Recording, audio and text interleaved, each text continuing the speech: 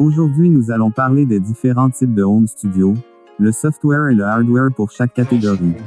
Soyez confortablement assis, prenez une feuille ou de quoi noter et regardez cette vidéo jusqu'à la fin.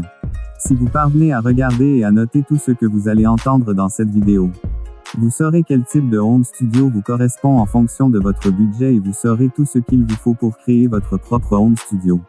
Jingle.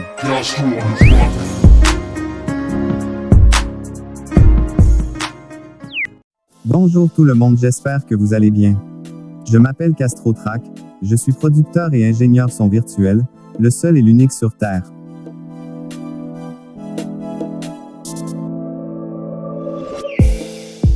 Le domaine de la production audio depuis plusieurs années est entré dans une dynamique forte et de plus en plus de studios et de producteurs de qualité ont vu le jour, notamment avec les nouvelles avancées en termes de technologie numérique virtuelle. Mais je vous assure que ce que vous allez découvrir sur cette chaîne va largement au-dessus de tout ce que vous imaginez, et je suis très sérieux. Si vous me découvrez pour la première fois, n'hésitez surtout pas à mettre un pouce bleu sur cette vidéo, mais aussi de vous abonner à la chaîne et d'activer la cloche de notification pour ne rien rater des futures vidéos qui vont être absolument incroyables. Alors, beatmakers, producteurs, compositeurs, ingénieurs de son, tenez-vous prêts, vous allez en avoir pour votre temps. C'est parti. Grand 1. Les home studios débutants. Très simple, n'exigeant qu'un investissement limité, cette configuration permet d'enregistrer une ou deux pistes à la fois. Petit 1. La version informatique du home studio débutant. Cette configuration nécessite en général une interface audio USB 2 canaux, clavier MIDI USB, enceinte, casque, micro avec pied et écran anti-pop, câble, logiciel musical. Budget total, de 300 à 600 €.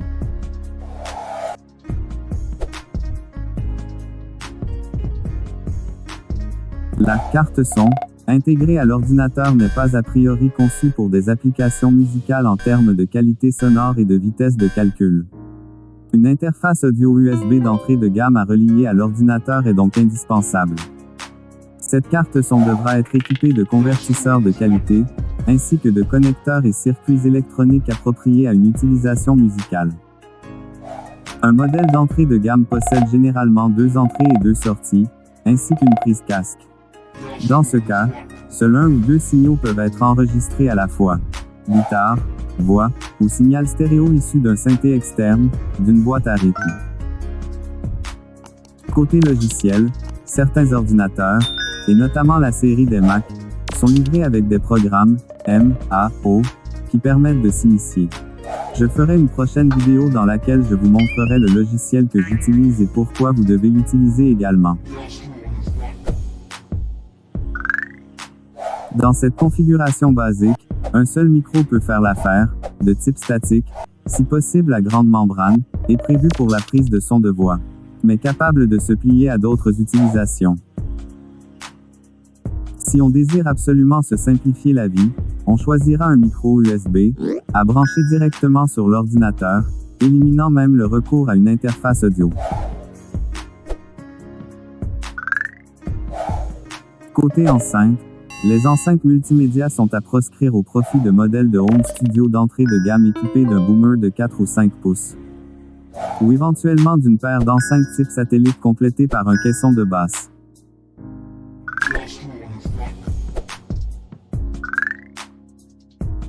Un casque fermé pour musiciens sera préférable à un modèle grand public ouvert ou semi-fermé qui engendre des larcens si le micro demande du gain ou si le musicien chanteur écoute très fort.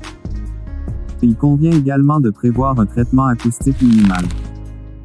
Quelques plaques de mousse absorbante au plafond, sur les côtés et sur le mur arrière atténueront une bonne partie des réflexions gênantes. Les chanteurs utiliseront un filtre anti-réflexion vissé sur le pied de micro, entourant le micro sur 180 degrés et l'isolant de l'acoustique de la pièce. À défaut, on optera pour une couverture couette tendue derrière le chanteur, évitant aux réflexions sonores de revenir dans le micro. Petit 1. 2. La version hardware intégrée du home studio débutant. Pour les réfractaires à l'ordinateur, quelques fabricants proposent à leur intention des machines dédiées, reprenant l'ergonomie des combinés enregistreurs tables de mixage de type Portastudio. Les pistes sont ajoutées les unes après les autres, avec possibilité de prémixage de pistes déjà enregistrées sur une piste tierce. L'écran LCD avec menu et interface graphique ainsi que le recours aux touches de fonction sont inévitables. Basés sur une approche intuitive, immédiatement opérationnelle, ces mini-studios intégrés visent les néophytes. Techniquement, ils sont équipés de plusieurs potentiomètres de réglage par voie et d'une connectique intégrée. Leur système d'exploitation dédié est très stable, a priori dénué de bugs. Autre avantage, une latence très faible permettant de s'écouter jouer sans décalage. Grand 2, Home Studio amateur confirmé. L'évolution naturelle conduit à passer à 8 voire 16 pistes. 1. La version informatique des Home Studio confirmée. Pour cette configuration avec une interface audio 8, 16 ou 24 canaux, une surface de contrôle, un préampli externe ou voice channel, plusieurs micros avec quai et câbles, des enceintes de qualité à boomer 8 pouces avec support, du traitement acoustique, casque, accessoires divers. Budget total. Comptez 2 000 à 5 000 euros.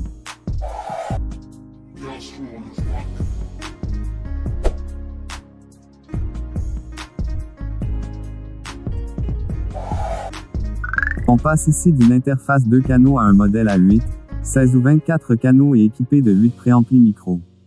L'interface audio offre alors un port d'entrée-sortie MIDI pour des branchements complémentaires. Elle est livrée avec un pilote dédié abaissant le temps de latence.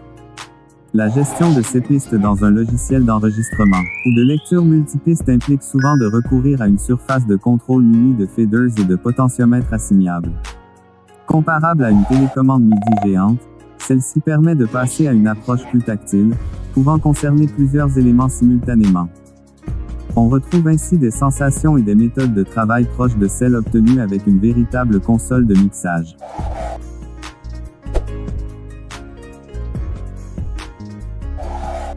Le nombre de micros progresse en conséquence. On peut acquérir des modèles plus spécialisés en plus d'une ou deux références polyvalentes statiques à grande membrane. Le but est de s'adapter à toute situation de prise de son en fonction des performances et des couleurs de chaque micro.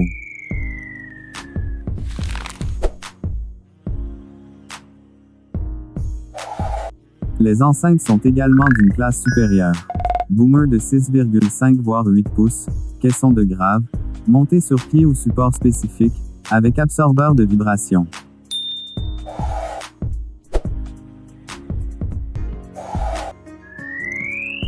Il faut prévoir plusieurs casques destinés aux différents musiciens, ainsi que la façon de les alimenter.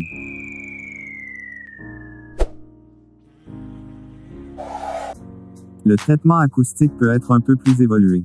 En complément des plaques de mousse posées au mur, on installera des coins absorbeurs ou des panneaux diffuseurs.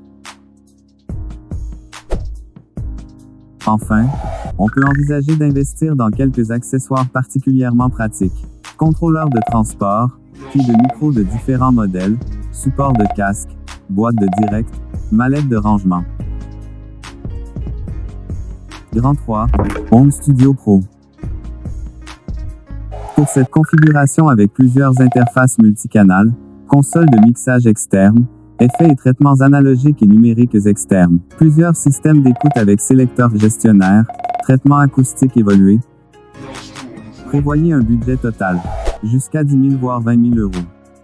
Car en réalité, passer à un home studio de niveau, semi-pro, consiste à multiplier les interfaces audio et à investir dans une console de mixage externe, numérique ou analogique, pourvue de fonctionnalités de surface de contrôle.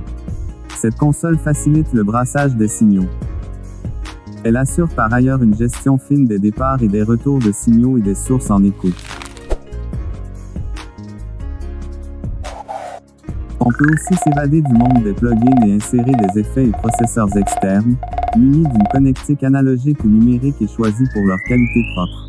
On peut également opter pour des plateformes DSP externes afin de soulager l'ordinateur et renforcer ainsi nettement les performances.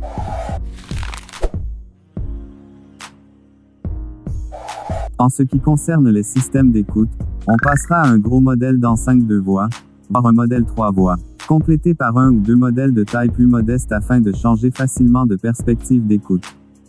Certains iront même jusqu'à utiliser des moniteurs numériques avec DSP et logiciels de correction active pour compenser les influences de l'acoustique du local. Ce qui ne dispense pas d'optimiser encore plus finement cette acoustique, en implémentant par exemple des bass traps afin de mieux maîtriser l'énergie dans le grave.